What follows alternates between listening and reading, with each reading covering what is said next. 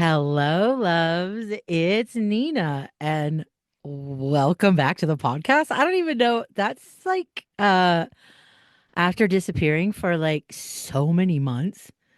It sounds kind of like weird, but honestly, like we have some catching up to do. I have shared, you know, I think I've done a few episodes or mentioned in a few episodes, definitely on social, that I have been struggling with not necessarily a creative block, but a kind of a mix between exhaustion from being on social for 13 years, nonstop, having an online business, and being burnt out from being on social nonstop. Um, and really, really digging deep into, well, what in the fuck am I doing? What can I do that not only feeds my soul, but also feeds yours? And so, for context, I just want to take it all the way back to 2018, end of 2017, beginning of 2018. I decided to launch the podcast. And my whole intention for launching the podcast that you have experienced since 2018 was twofold. One was I had clients that wanted to create podcasts, and I wanted to create a podcast to have some real life experience because I don't talk about shit I don't understand or don't know. So I was curious, right? I was curious. I wanted to find the best resources and some real life experience. So that's one. Two is I wanted to amplify the voices of the people in our community, primarily our clients, our A school members. I wanted their stories to be shared because these were and continue to be everyday working hairdressers who have become salon owners, and they hold so much wisdom, so much experience, so much context. And these aren't the influencers and content creators that we typically see or that get the most oxygen and attention on social media. They're not the coaches, they're none of those things. So I really wanted to do that. And it worked. It was awesome. And I was able to do what I intended to do, learn how to build a podcast and also platform and amplify voices that I believe are so incredibly important in our industry, voices that typically are not heard. So, fast forward to the pandemic. And the pandemic, for many reasons, was difficult to navigate business wise. And primarily, the reason it was difficult for me was because I made a decision to spend 100% of my time, work time, with our A school members and giving back to our community, meaning free workshops, free lives.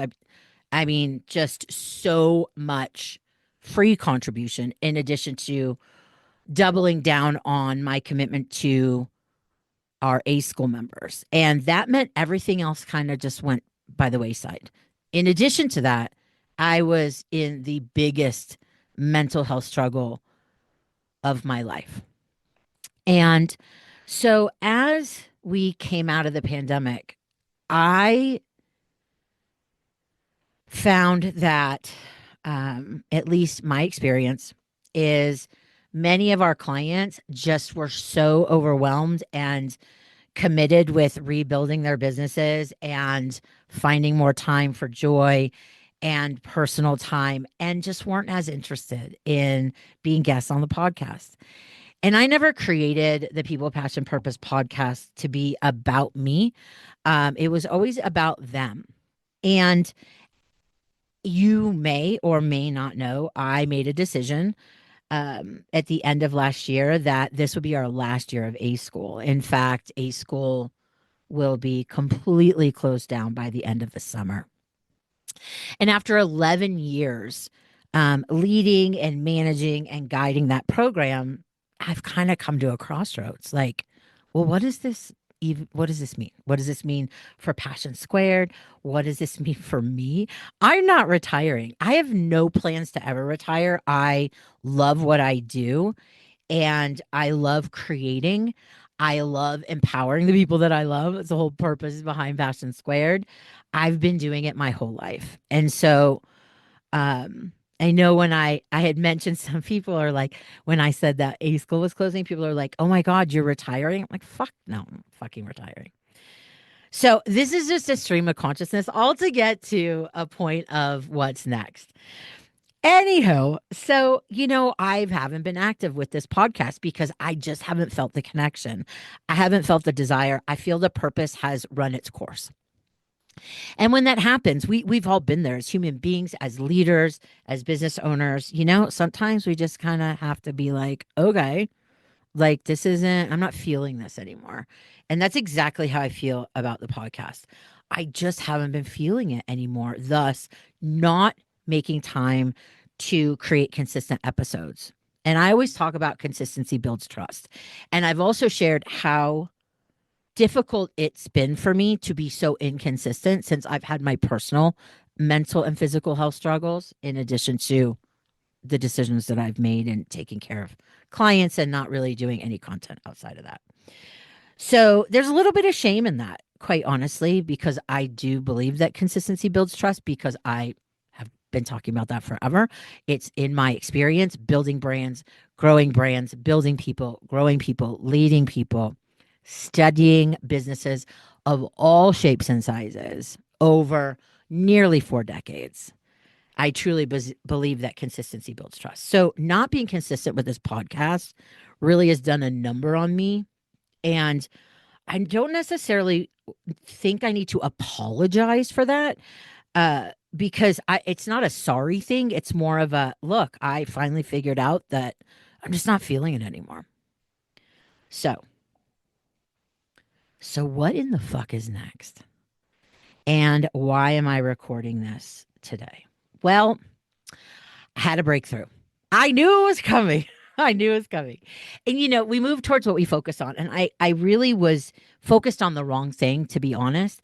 I was focused on what can I do with the People Passion Purpose podcast to make it something of value again? How can I feel inspired to refuel and re-engage this podcast? And the truth is, that was the wrong question. It was the wrong question. And the brain is triggered by questions. I mean, you all ask questions all day long, right? In your consultations, in your leadership, your coaching. So I took a big step back. And one of the things that I am so incredibly passionate about that is so missing in the professional beauty space is understanding brand story, brand strategy, um, and the impact it has on every single decision people make in their business. And for the last several months, I've been doing kind of these brand audits on brands that people know and love or hate, whether it be Starbucks or Costco or Southwest Airlines or Elf Cosmetics. This is the shit I've been doing for decades that I am good at and I am passionate about. And what I found is when I was sharing those things on Facebook, a lot of people were interested in that content. And I'm like, oh shit, I do this all day, every day, anyways. I just don't share it. And I'm like, why am I not sharing this? So when I started sharing it, people started responding. I'm like, I think there's so much value in taking brands that we know and love or hate and breaking down literally everything and then relating that to what you all do every day because it's all connected. The salon industry is not unique. You don't have an exemption of fundamental brand strategy shit. I mean, it's universal, right? The fundamentals are always universal. And they are so missing. They're missing out of every fucking conversation. Pricing conversations, content conversations, agreements are what people still call policy conversations. Every decision making conversation dress code conversations, music in the salon. It always comes back to brand. It always comes back to brand. So I created something new. And the first episode is going to be dropping in May. And the new podcast is called Building and Breaking with Nina Kovner. How brands are built, trust is broken, and what salon pros need to know. This is going to be a podcast about how brands are built, how trust is broken, what it means for you, for salon owners, for stylists, for creatives who care deeply. Who care deeply. I'll be sharing stories from inside and outside the industry, breaking down moves, mistakes, leadership, and the lessons we can take from them. It's going to be no fluff. You already know that. No bullshit, just honest insight, grounded in both my experience and strategy that can help you feel more aligned and make more aligned decisions and feel less stress. It's always coming back to more clarity, more context, more confidence, and more courage. And that feels aligned with me. And I know if something feels aligned with me, if it's in my soul, then I know that it's going to have value for you. And this is the shit I love. I cannot wait to share the first episode with you. The other thing I'm going to be doing in Building and Breaking, the new podcast series, is I'm going to be inviting you to ask questions. I'm going to be inviting you to submit brands that you want me to review, to audit, to dig into, to dissect. I'm always going to be honest, but I'm not going to be a dick because that's not my vibe. It's always going to be rooted in truth, integrity, and helpfulness. I can't fucking wait. So that's what's been up, loves. And, I think you'd be surprised to hear that I'm wearing green today. It's not St. Patrick's Day. It's not Halloween. It's Earth Day. It's Earth Day. And, I've talked a lot in the past about performative bullshit that we see so much on the internet. And, when it comes to Earth Day and environmentalism and stuff, that there's a lot of greenwashing. There's a lot of performativeness. And you could say that me wearing my green Good American jumpsuit today is performative. It's not. I love this jumpsuit. Uh, but it reminds me of kind of the old saying, and I don't know, I don't have it I don't have a quote looked up on my phone or anything. But the old saying of do what you, if anyone knows the author of this, and I'm gonna butcher it, but do what you can with what you have or whatever, because that's the best we can do. And that's my approach to environmentalism, to earth, right? We're not looking for perfect. We don't want to get into kind of getting stuck in that perfectionism of, oh, well, if I can't compost every single fucking morsel of food, then I suck and I'm not going to do anything. No, it's the little things. It's always the little things, right? It's always the little things. And if you've been listening to the episodes, I think it was sometime last year, I shared how much nature has contributed to my healing of my complex grief and trauma that popped off from 2020 to 2023 ish. Or nature has been my medicine. I have treatment resistant depression. I cannot take medication. No medication. Literally not a single medication works. So I had to find an alternative, or not, right? Or I wouldn't be here. Nature has been that for me. whether it's the squirrels and the birds in Portland or those of you that have followed me to this new adventure in Park City. I make it a point every day to engage with nature, and I am privileged to be able to do that,